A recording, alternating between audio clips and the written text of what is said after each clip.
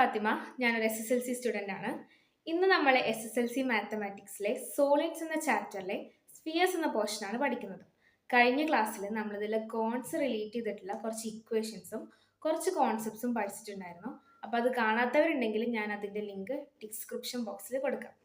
So നമ്മളിന്ന് spheres ആണ് പഠിക്കുന്നത്. സ്ഫിയേഴ്സ് എന്താണെന്ന് ആദ്യം നമുക്ക് നോക്കാം. സ്ഫിയേഴ്സ് എന്ന് വെച്ചാൽ നമ്മൾ ഗ്ലോബിൻ്റെ ഒക്കെ ഒരു ഷേപ്പ്, അതായത് ഒരു റൗണ്ട് ഷേപ്പ്ഡാണ്. അതിൻ്റെ സെൻറ്ററിലായിട്ടൊരു സർക്കിൾ ഉണ്ടാവും. ആ സർക്കിളിനെ റൗണ്ട് ചെയ്തിട്ടായിരിക്കും ഈ ഒരു 3D ഷേപ്പ് ഉണ്ടാവുക. അപ്പോൾ ഈ ഒരു സർക്കിളിൻ്റെ റേഡിയസ് മാത്രം ഉപയോഗിച്ചിട്ട് നമുക്ക് ഈ ഒരു സ്ഫിയറിൻ്റെ ടോട്ടൽ സർഫസ് ഏരിയയും അതിൻ്റെ വോളിയം ഒക്കെ നമുക്ക് കണ്ടുപിടിക്കാൻ പറ്റും. അപ്പോൾ അതിൻ്റെ ഇക്വേഷൻസിലേക്ക് നമുക്ക് പോകാം. ആദ്യം നമ്മൾ ഈ ഒരു ഹോൾ സ്ഫിയറിൻ്റെ ടോട്ടൽ സർഫസ് ഏരിയ എങ്ങനെ കണ്ടുപിടിക്കുക എന്നുള്ളത് നോക്കാം. അതിനുള്ള ഇക്വേഷനാണ് 4πr². അപ്പോൾ ഈ 4π എന്നുള്ളത് ഇവിടെ കോൺസ്റ്റൻ്റ് ആണ്.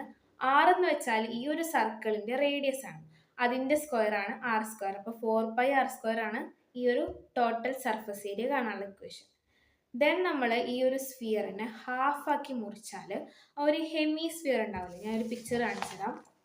ഈ ഒരു ഹെമിസ്ഫിയറിൻ്റെ ടോട്ടൽ സർഫസ് ഏരിയ കാണാനുള്ള ഇക്വേഷൻ അതാണ് 3πr². അപ്പോൾ നിങ്ങൾക്ക് ആർക്കെങ്കിലും ഒരു ഡൗട്ട് ഉണ്ടാവും, ഹോൾ കണ്ടുപിടിച്ചിട്ട് അതിനെ ഹാഫാക്കി കഴിഞ്ഞാൽ നമുക്ക് ഈ ഹെമിസ്ഫിയറിൻ്റെ ഏരിയ കിട്ടൂലെന്ന്. ഇവിടെ നമ്മൾ മനസ്സിലാക്കേണ്ട കാര്യം, ഇവിടെ നമ്മൾ കട്ട് ചെയ്യുമ്പോൾ വേറൊരു സർഫസും കൂടെ ഇവിടെ ഉണ്ടാവുന്നുണ്ട്. അപ്പോൾ ഇതിൻ്റെ ഏരിയയും കൂടെ ആഡ് ചെയ്തിട്ടുള്ള ഇക്വേഷനാണ് 3πr². ദെൻ നമ്മൾ ഈ ഒരു സ്ഫിയറിൻ്റെ വോളിയം കാണാനുള്ള ഇക്വേഷനാണ്, അതാണ് 4/3πr³. അപ്പോൾ ക്യൂബും സ്ക്വയറും മാറിപ്പോകാതെ നോക്കുക. പിന്നെ നിങ്ങൾക്കൊരു ടിപ്പ് പറഞ്ഞുതരാം. ഈ ഒരു ചാപ്റ്ററിൽ നിങ്ങൾ ഏത് ക്വസ്റ്റ്യൻ ചെയ്യുമ്പോഴും, ഇതിപ്പോൾ സ്ഫിയർ ആണെന്നില്ല, ഏത് ടൈപ്പ് സോളിഡ്സിൻ്റെ ക്വസ്റ്റ്യൻ വരുമ്പോഴും നിങ്ങൾ അതിൻ്റെ ഫിഗർ ഒന്ന് വരയ്ക്കാൻ നോക്കുക. അതാകുമ്പോൾ നിങ്ങൾക്ക് തെറ്റാനുള്ള സാധ്യതകളൊക്കെ കുറയും. സോ നമുക്ക് ഈ ഒരു ഇക്വേഷൻസ് റിലേറ്റ് ചെയ്തിട്ടുള്ള കുറച്ച് ക്വസ്റ്റ്യൻസിലേക്ക് കിടക്കാം. അപ്പോൾ നമ്മൾ ഫസ്റ്റ് ക്വസ്റ്റ്യൻ എന്താണെന്ന് വെച്ചാൽ, surface area of A sphere is 120 cm². ഒരു സ്ഫിയറിൻ്റെ ടോട്ടൽ സർഫസ് ഏരിയ എന്താണ്? 120 cm² ആണ്. If it is cut into 2 halves, what would be the surface area of each? ആ ഒരു സ്ഫിയറിനെ നമ്മൾ ഹാഫ് ആക്കി കഴിഞ്ഞാൽ ഓരോന്നിൻ്റെയും സർഫസ് ഏരിയ എത്ര എന്നാണ് ക്വസ്റ്റ്യൻ. സോ നമ്മൾ ഫസ്റ്റ് മനസ്സിലാക്കേണ്ടത്, ഈ ഒരു സ്ഫിയറിൻ്റെ ടോട്ടൽ സർഫസ് ഏരിയ 4πr² അല്ലേ. അപ്പോൾ ഈ 4πr² ആണ് ഇവിടെ പറഞ്ഞ 120 cm², ഈ ക്വസ്റ്റ്യൻ കേട്ടോ. അപ്പോൾ 4πr is equal to 120 cm².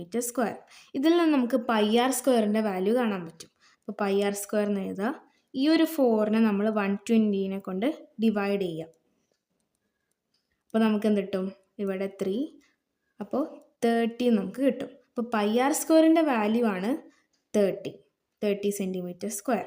ഇനി നമ്മളോട് പറഞ്ഞിട്ടുണ്ട്, നമ്മളൊരു ഇക്വേഷൻ പഠിച്ചിട്ടുണ്ട്, ഹെമിസ്ഫിയർ, അതായത് ഒരു സ്ഫിയറിൻ്റെ ഹാഫിൻ്റെ ടോട്ടൽ സർഫസ് ഏരിയ കാണാനുള്ള ഇക്വേഷനാണ് 3πr². അപ്പോൾ ഇവിടെ πr² വാല്യൂ നമുക്ക് 30 ആണെന്ന് കിട്ടി. അപ്പോൾ 3πr² കണ്ടുപിടിച്ചാൽ മതിയല്ലോ. അപ്പോൾ 3πr², πr² 30 എന്ന് മനസ്സിലായി. അപ്പോൾ നമ്മൾ 3 × 30, ദാറ്റ് ഈസ് 90 cm².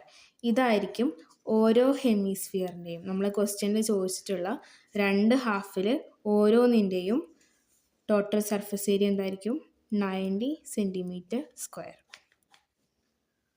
അടുത്ത ക്വസ്റ്റ്യൻ എന്താണെന്ന് വെച്ചാൽ, ഒരു സിലിണ്ടർ ഉണ്ട്, അതിൻ്റെ ബേസ് റേഡിയസ് 4 cm അതിൻ്റെ ഹൈറ്റ് 10 cm ആണ്. ഇതിനെ നമ്മൾ ഉരുക്കുകയും രണ്ടാമത് റീകാസ്റ്റ് ചെയ്തിട്ട് സ്ഫിയേഴ്സ് ആക്കി മാറ്റാണ്. ആ ഒരു സ്ഫിയേഴ്സിൻ്റെ റേഡിയസ് എന്ന് പറയുന്നത് 2 cm ആണ്. അപ്പോൾ നമ്മളിവിടെ മനസ്സിലാക്കേണ്ട കാര്യം, ഇവിടെ വോളിയത്തിന് ഡിഫറൻസ് വരുന്നില്ല. ടോട്ടൽ നമ്പർ ഓഫ് സ്ഫിയേഴ്സിൻ്റെ വോളിയവും ഈ ഒരു സിലിണ്ടറിൻ്റെ വോളിയവും ഈക്വൽ ആവും. കാരണം ഇത് ഉരുക്കുകയാണ്, പിന്നെ രണ്ടാമത്തെ സെയിം സംഭവമാണ് നമ്മൾ കട്ടാക്കുന്നത്. അവിടെ ഇപ്പോൾ വേസ്റ്റേജ് ഒന്നുമില്ല. അപ്പോൾ രണ്ടിൻ്റെയും വോളിയംസ് ഈക്വൽ ആകും. അപ്പോൾ നമ്മൾ വോളിയം, സിലിണ്ടറിൻ്റെ വോളിയം കാണാനുള്ള ഇക്വേഷനാണ് πr²h. അതുപോലെ സ്ഫിയറിൻ്റെ വോളിയം കാണാനുള്ള ഇക്വേഷനാണ് 4/3πr³.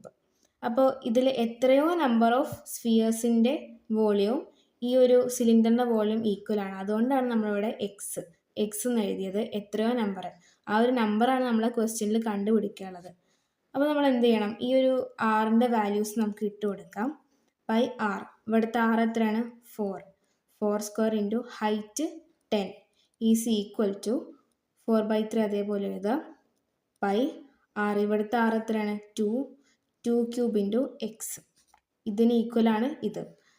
അപ്പോൾ 4ൻ്റെ സ്ക്വയർ എത്രയാണ്? 16. 16 ഇൻറ്റു 10 160 ആണ്. അപ്പോൾ 160 into pi, 160 pi. That is equal to 4/3 pi into 2ൻ്റെ ക്യൂബ് എത്രയാണ്? 2 ഇൻറ്റു 2 ഇൻറ്റു 2 8 ആണ്. 8 ഇൻറ്റു എക്സ്.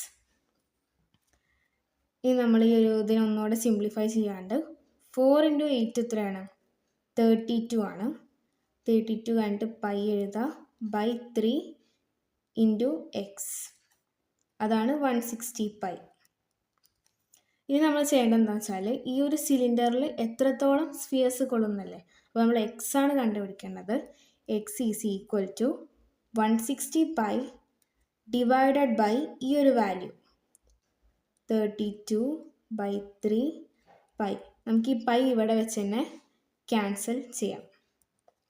ഇനി നമ്മൾ 160ൽ എത്ര 32/3 ഉണ്ടെന്നാണ് നോക്കേണ്ടത്. അതിന് പകരമായിട്ട് നമുക്ക് 160 ഇൻറ്റു ഇതിൻ്റെ റെസിപ്രോക്കൽ, അതായത് ഇതിൻ്റെ തല തിരിച്ചെഴുതുക 3/32. 160 ഇൻറ്റു 3 എന്ന് വെച്ചാൽ 480 ആണ്. 480 ഡിവൈഡഡ് ബൈ 32 നമുക്ക് ചെയ്ത് നോക്കാം. 480 ഡിവൈഡഡ് ബൈ 32, 132 32 16 0 5 32 ആണ് 160.